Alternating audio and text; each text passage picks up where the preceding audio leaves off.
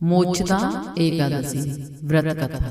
मोक्षदा एकादशी मार्गशीर्ष शुक्ल पक्ष एकादशी को मोक्षदा एकादशी के नाम से जाना जाता है।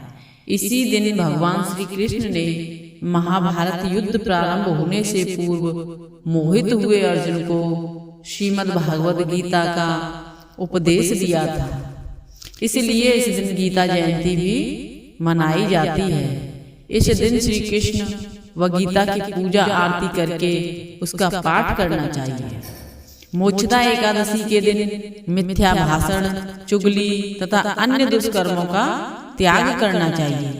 भगवान दामोदर की धूप दीप नैवेद्य से पूजा करनी चाहिए। ब्राह्मण भोजन कराकर दान आदि देने से विशेष फल प्राप्त होता है। कथा। प्राचीन गोकुल नगर में वैखानस नाम का राजा राज्य करता था। उसने रात्रि को स्वप्न में अपने पिता को नरक भोगते हुए देखा। प्रातः काल होते ही ब्राह्मणों से पूछा कि मेरे पिता का उद्धार कैसे होगा। ब्राह्मण बोले, यहाँ समीप ही पर्वत ऋषि का आश्रम है। उनकी शरण से आपके पिता शीघ्र ही स्वर्ग को चले जाएंगे। आपके पिता शीघ्र ही स्वर्ग को चले जाएंगे।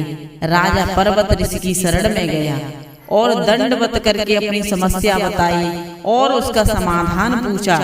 मुनि ने विचार कर कहा कि हे राजन, तुम्हारे पिता ने पूर्व जन्म में कामातुर होकर सौत कहने पर अपनी दूसरी रानी को ऋतुदान मांगने पर भी नहीं दिया था।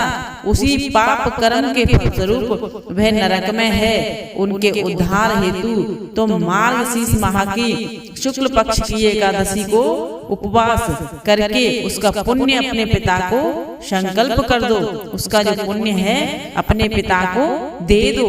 इस पुण्य के प्रभाव से तुम्हारे पिता की मुक्ति होगी। राजा ने कुटुंब सहित मोक्षदा एकादशी का व्रत करके फल पिता को अर्पण कर दिया। इसके प्रभाव से वह स्वर्ग को चले गए। बोलिए एकादशी मैया की जय।